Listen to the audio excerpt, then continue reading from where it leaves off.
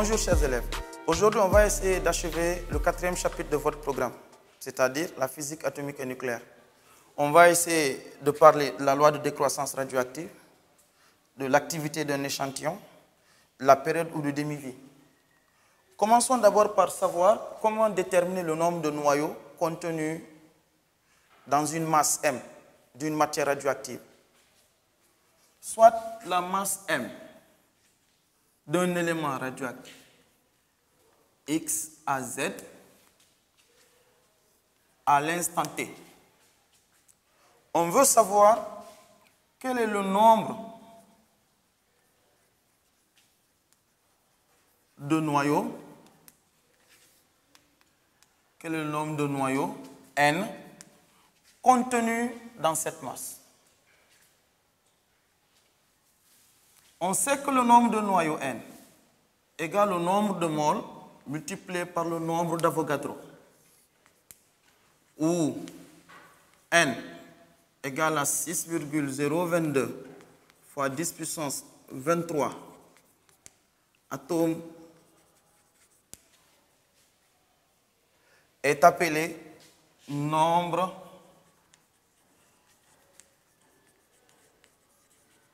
d'Avogadro. En réalité, le nombre d'Avogadro, 6,022 fois 10 puissance 23 atomes par mole, exprime le nombre d'atomes contenus dans une molécule gramme de n'importe quel corps. Donc, une molécule de n'importe quel corps, une molécule gramme, contient 6,022 fois 10 puissance 23 atomes. Autrement dit, un atome correspond à un noyau, donc ça contient le même nombre de noyaux. Alors, on sait que le nombre de moles, N, égale à la masse divisé par la masse molaire. C'est une formule chimique. On posera alors que la masse M, pour nous les physiciens, égale à la masse atomique A, le nombre de masses qu'on a désigné. En remplaçant, on obtient le nombre de moles égal à M divisé par A. Ce qui fait qu'en remplaçant cette formule ici, on obtient le nombre de noyaux égal à la masse divisé par la masse atomique multiplié par le nombre d'Avogadro. C'est la formule qui nous permet, connaissant la masse, de déterminer le nombre de noyaux. Il suffit de connaître l'élément et le nombre d'Avogadro est une constante qu'on définira. Je vous donne un exemple. On veut calculer le nombre de noyaux contenus dans une masse de 4 mg de polonium 210. La masse c'est 4 mg, le polonium c'est 210, 84. On veut savoir quel est le nombre de noyaux contenus dans 4 mg de polonium 210, 84. On pose nombre de noyaux égal à la masse divisé par la masse molaire multiplié par le nombre d'Avogadro. On calcule, application numérique. Le nombre de noyaux égale 4 mg, on va convertir en grammes, ça fait 4 fois 10 puissance moins 3 en grammes, multiplié par le nombre d'Avogadro, 6,022 fois 10 puissance 23 atomes par mole. Le tout divisé par A, 210 grammes par mole. Mole se simplifie, gramme se simplifie. On va trouver le nombre d'atomes. Donc N égale à 0,15 fois 10 puissance 23 fois 10 puissance moins 3. On aura N égale 23, on enlève 3, ça va rester 20. On déplace la virgule de 1 rang, ça fera 1,15 fois 10 puissance 19. Ça sera le nombre d'atomes. Donc, c'est comme ça qu'on calcule le nombre de noyaux contenus dans un échantillon, dans une masse M donnée. Maintenant, on va essayer de voir ce que c'est l'activité. Activité d'un échantillon de matière radioactive. D'abord, quand est-ce qu'on dit qu'un échantillon est en activité? Soit une masse M0 prise à l'instant T0 égale à 0 d'une matière radioactive X à Z. Dans cette masse M0, on a le nombre de noyaux initial N0. Il y a des noyaux qui sont là. On dit qu'un échantillon rentre en activité lorsque les noyaux qui sont dans l'échantillon commencent à se désintégrer. Or, une désintégration est une explosion. Le noyau père disparaît et laisse la place à un autre noyau appelé noyau fils. Donc, en quelque sorte, c'est une disparition pour les noyaux pères, donc une diminution. Ce qui fait que le nombre de noyaux pairs en un instant T qui restera dans l'échantillon est inférieur au nombre de noyaux initiaux se trouvant dans l'échantillon à l'instant T égale à 0. On dira que la masse, c'est la masse de l'échantillon frais. L'échantillon est à l'état frais, donc c'est la masse fraîche de l'échantillon. Alors, par rapport à ça, en un instant T donné, il restera une masse M. Et dans cette masse, on aura le nombre de noyaux N. Entre-temps, il s'est écoulé un temps delta T de D, il s'est écoulé un temps D de T, provoquant la disparition d'un nombre de noyaux égal à D de N. Étant donné que c'est une disparition, la relation qui va lier le nombre de noyaux disparus à la durée de disparition et au nombre de noyaux contenus dans l'échantillon donnera D de N proportionnel au nombre de noyaux N proportionnel à la durée. Mais étant donné que c'est une disparition et que D de N égale à N moins N0, D de N doit porter un signe moins parce que c'est une disparition. Alors, pour revenir à l'égalité, il nous faut interposer entre les deux une constante lambda, appelée constante radioactive.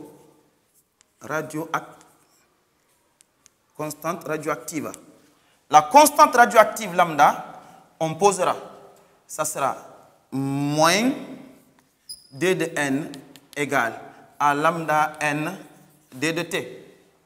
Ce qui me pousse à dire, lorsque je vais essayer de résoudre le problème, je poserai D de N égale à moins lambda N D de T.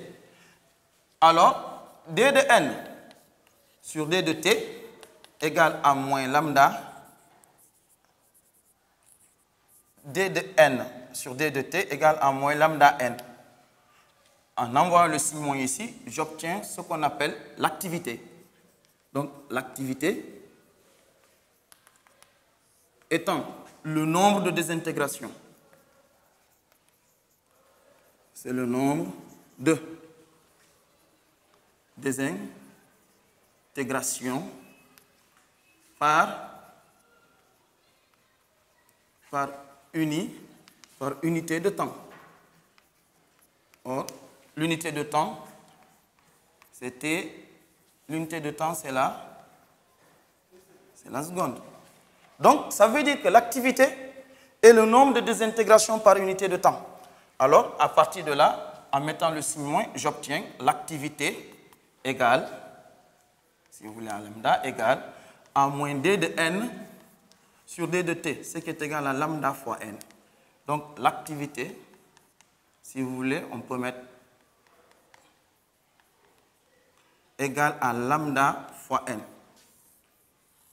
On l'exprimera en désintégration par seconde ou becquerel.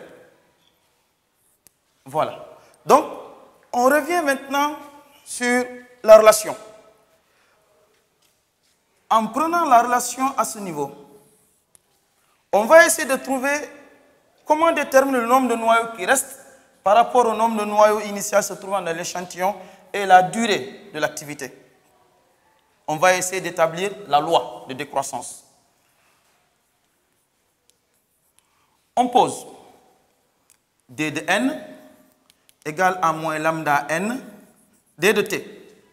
C'est une équation différentielle. Cette équation différentielle va se résoudre en séparant les variables. On envoie n ici, on obtient d de n sur n égale à moins lambda d de t. Cette équation différentielle sera résolue à l'aide des intégrales. On posera intégrale de d de n sur n égale à intégrale de moins lambda d de t. On va faire sortir le signe moins. On aura intégrale d de n sur n égale à moins intégrale de lambda d de t. L'intégrale de d de n sur n, ça donne ln de n. Ce qui est égal, l'intégrale de lambda d de t, c'est moins lambda t, plus la constante d'intégration.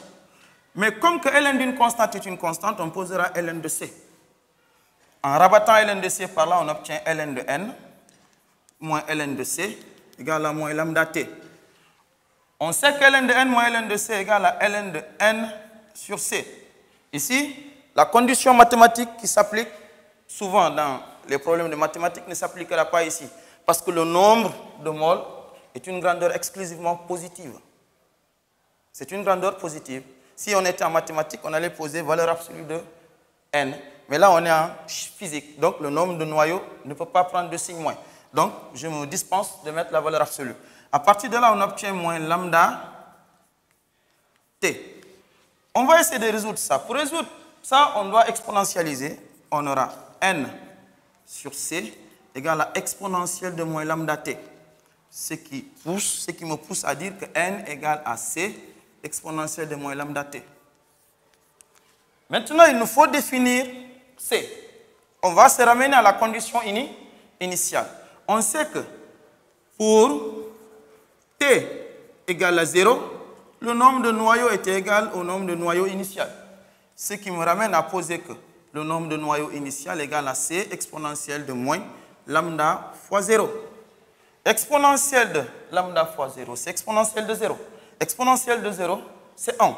Ceci me pousse à dire que c égale à n, 0. D'où la formule qui exprime la loi de décroissance radioactive. N égale à n0 exponentielle de moins lambda t. Donc, le nombre de noyaux va diminuer par une fonction exponentielle par rapport au temps. Maintenant, on va essayer de venir et d'exploiter cette loi, montrer la généralité de la loi. On va essayer de montrer la généralité de la loi.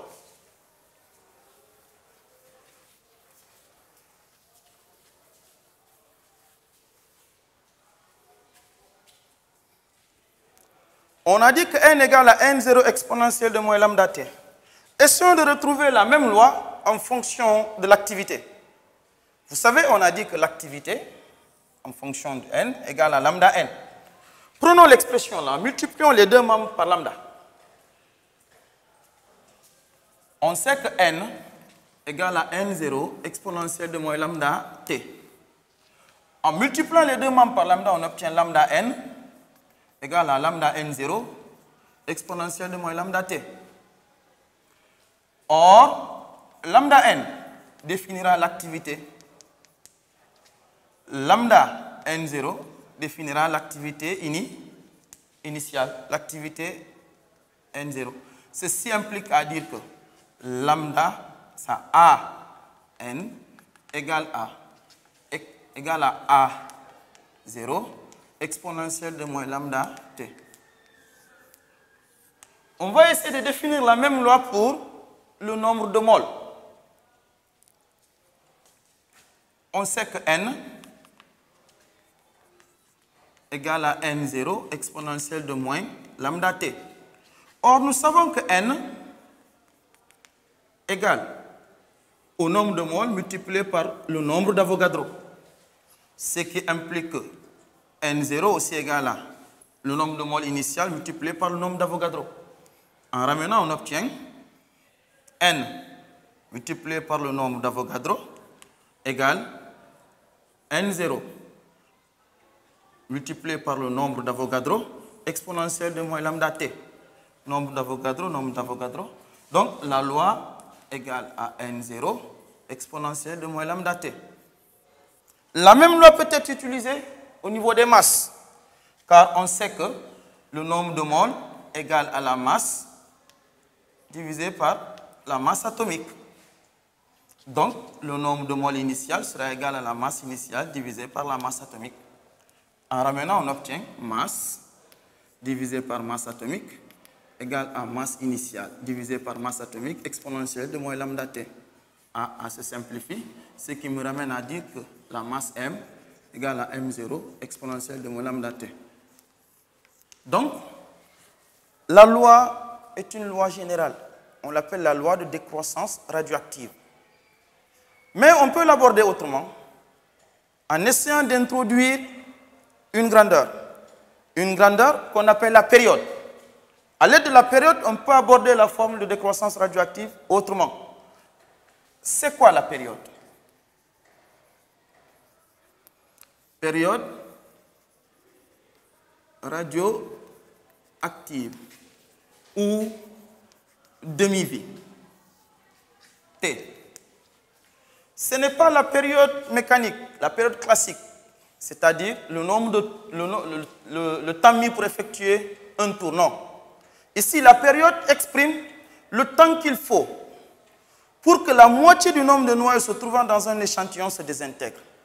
C'est le temps qu'il faut pour que la moitié du nombre de noyaux se trouvant dans un échantillon se désintègre. Autrement dit, si n égale à n0 exponentielle de moins lambda t, alors, pour que le temps donne la période, il faut que le nombre de noyaux donne le nombre de noyaux initial divisé par 2. C'est pour cela qu'on dit que la période radioactive ou demi-vie est le temps qu'il faut pour que le nombre de noyaux qui restent dans l'échantillon soit égal à la moitié du nombre de noyaux se trouvant dans l'échantillon. Alors, en remplaçant les deux, ici, on obtient N0 sur 2 égale à N0 exponentielle de moins lambda fois la période. On simplifie N0, N0, il va rester 1.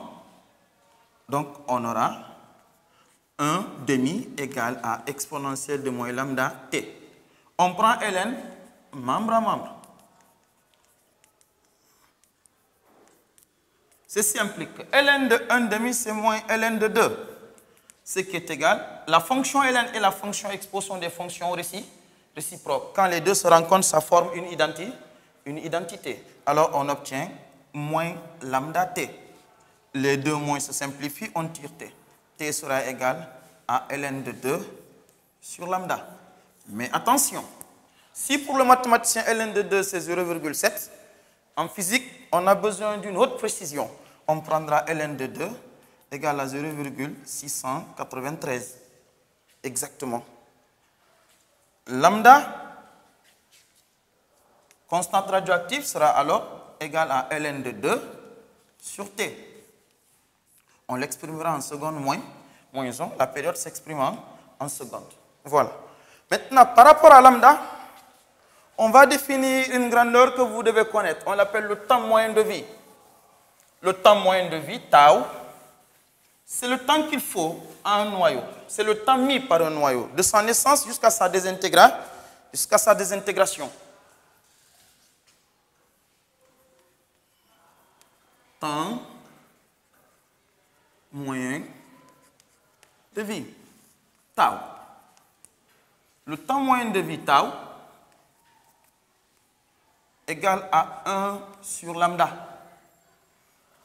Autrement dit, tau égale à la période divisée par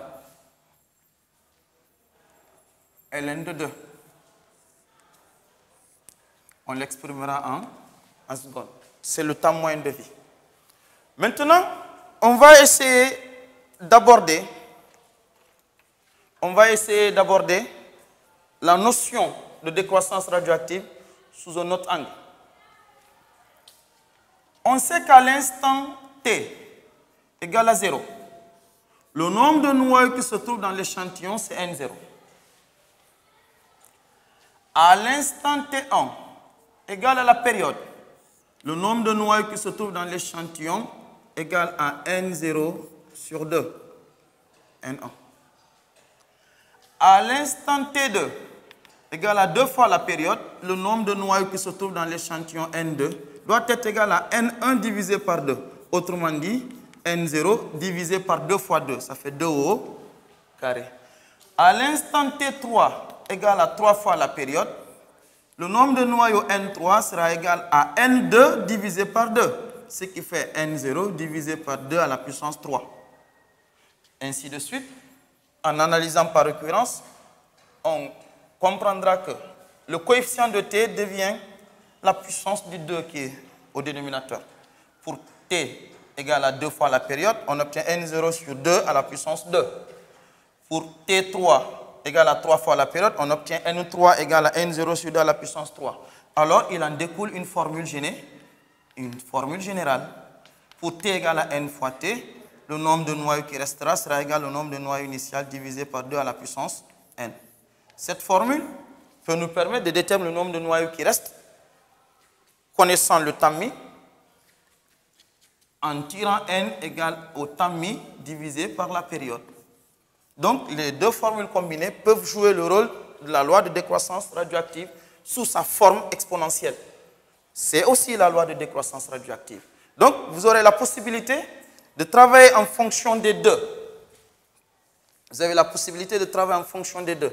Ainsi, on va essayer de tracer maintenant la courbe de décroissance radioactive. La courbe de décroissance radioactive. C'est quoi la courbe de décroissance radioactive? C'est la courbe qui nous permet d'avoir le nombre de noyaux en fonction de la durée de l'activité de l'échantillon. C'est une courbe qui trace le nombre de noyaux, l'évolution du nombre de noyaux en fonction de l'évolution du temps. Donc, je dis courbe de décroissance. On va tracer la courbe de décroissance radioactive. La courbe de décroissance radioactive, ça nous donne N en fonction du temps. Ici, on a l'axe du temps en secondes. Ici, on a le nombre de noyaux.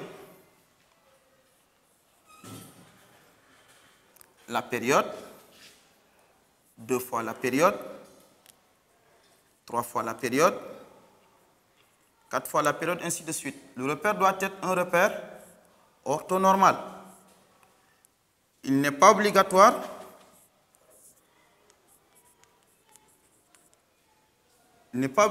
que les dimensions soient les mêmes. Voilà. Maintenant, ici, on a le nombre de noyaux initial qui correspond à l'instant t égale à 0. C'est le premier point. À l'instant t égale à la période, on obtient la moitié, N0 sur 2.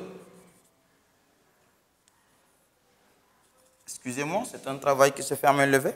L'essentiel, c'est de faire comprendre à l'élève. Pour t égale à 2 fois la période, on obtient la moitié de la moitié, N0 sur 4. Troisième point. Pour t égale à 3 fois la période, on obtient N0 sur 8.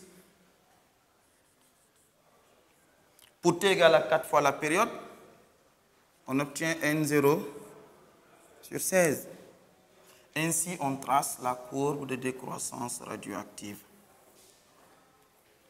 On trace la courbe de décroissance radioactive qui aura pour asymptote N égale à 0. Donc, ça c'est N égale à N0 exponentielle de moins lambda T. C'est la courbe de décroissance radioactive. On va essayer de dresser un tableau.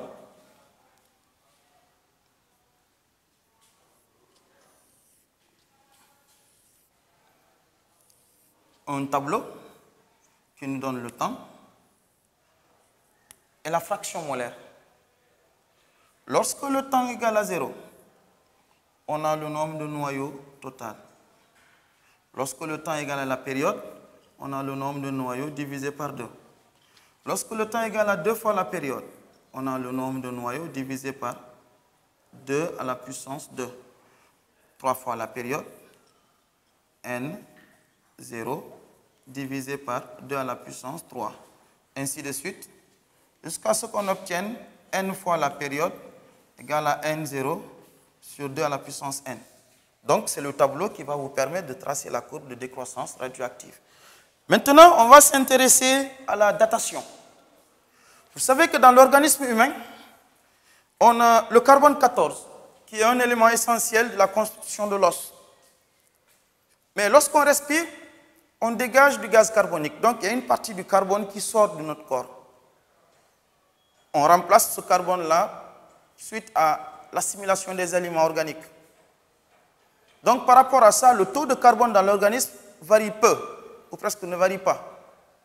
Alors, quand un individu meurt, il ne mange plus. Donc, la qualité de l'os en carbone diminue petit à petit, jusqu'à ce que la valeur s'effondre. Alors, en faisant un calcul expérimental par rapport à l'activité du carbone 14 contenu dans l'os récent et dans l'os ancien, on peut établir à peu près, avec une marge de tolérance acceptable, la date à laquelle l'individu a été enterré. C'est ce qu'on appelle la formule de datation. Ça permet aux archéologues de déterminer l'âge des corps qu'ils trouvent en général. Donc, on se base sur l'activité. Soit T0, l'instant initial, ou l'instant où l'individu a cessé de s'alimenter et de remplacer le carbone, l'activité étant A0. Soit T, l'instant à partir duquel on fait l'expérience pour donner la date. L'activité étant A. Ce qui est clair, c'est que l'activité A0 est supérieure à l'activité A. Car l'activité va en diminuant, c'est une loi de décroissance. Alors, en posant que l'activité A égale à l'activité A0 exponentielle de moins lambda T, ou en posant que l'activité A égale à A0 sur 2 à la puissance n, on peut, à partir des calculs, déterminer la durée. Je choisis la formule là. À partir de là, je tire de n. De n sera égal à A0 sur A. Je prends ln membre à membre. J'aurai ln de 2 à la puissance n égale à ln de A0 sur A. Ceci implique qu'on aura n ln de 2 égale à ln de 2 égale à ln de A0 sur A.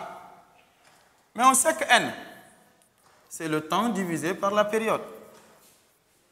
Ce qui implique qu'on aura le temps divisé par la période égale multiplié par ln de 2 égale à ln de A0 sur A. Ce qui nous permet de tirer le temps t.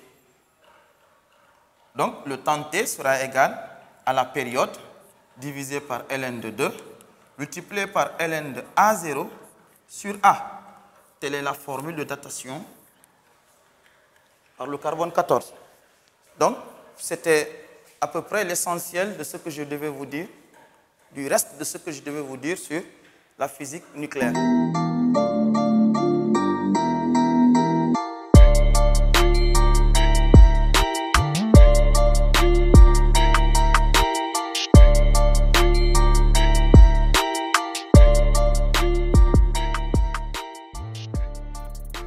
Maintenant, on va parler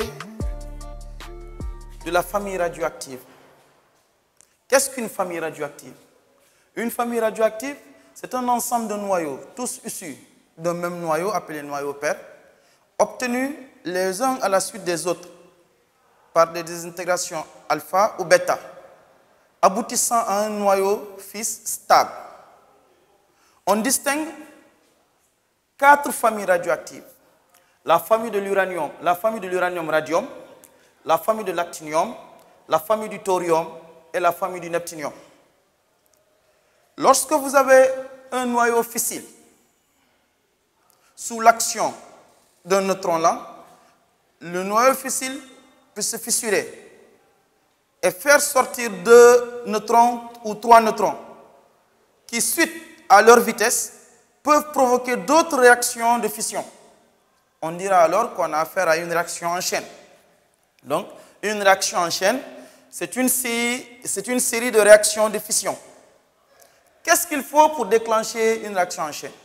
Il faut une masse minimale de matière fissile, appelée masse critique.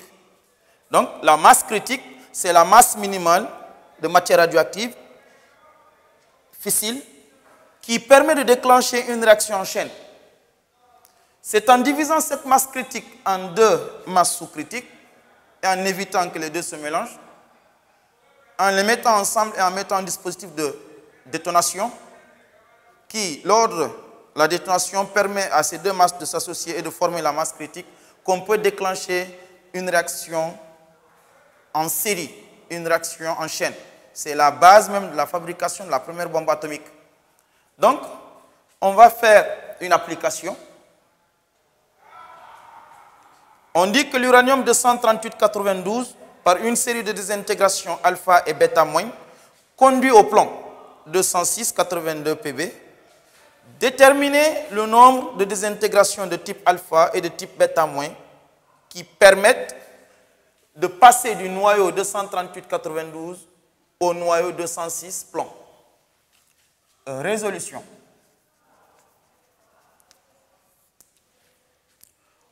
On a dit l'uranium 238-92 donne le plomb 206-82 plus, on va appeler X le nombre de particules alpha. X particules alpha. Et on va appeler Y, on va noter par Y, le nombre de particules bêta moins. Vous n'êtes pas sans savoir que la particule alpha correspond à HE4,2 et que la particule bêta moins correspond à E0-1. On va les remplacer dans l'équation. On obtient le 238-92 uranium donne le 206-82 plomb plus X4,2 particules alpha plus YE0-1. On applique les lois de conservation. On a dit que dans une réaction nucléaire, la somme des masses après la réaction doit correspondre à la somme des masses avant la réaction. On aura 206 plus 4 fois X plus normalement 0 fois Y égale à 238. 82 plus 2X moins Y ou bien plus Y fois moins 1 égale à 92. Ainsi, on va essayer de déterminer X et Y. Cela me permet d'avoir 206 plus X plus 4X égale à 238. 82 plus 2X moins Y égale à 92. On envoie 206 par là. On obtient 4X égale à 238 moins 206. On obtient 4X égale 238 moins 206. Il va me rester 6, 8, 2, 32. En tirant X, on obtient 32 divisé par 4, 8. Donc, X égale à 8. On a 8 particules alpha. En remplaçant X dans la deuxième équation, on obtiendra 82 plus 2 fois 8 moins Y égale à 92. Ce qui implique qu'on aura 2 fois 8, ça fait 16, moins Y égale à 92 moins 82. Ici, on aura 16 moins Y égale à 10. Ce qui implique que moins Y égale à moins 6. Ce qui me donne Y égale à 6. Donc, on a 6 particules bêta moins. D'où l'équation bilan.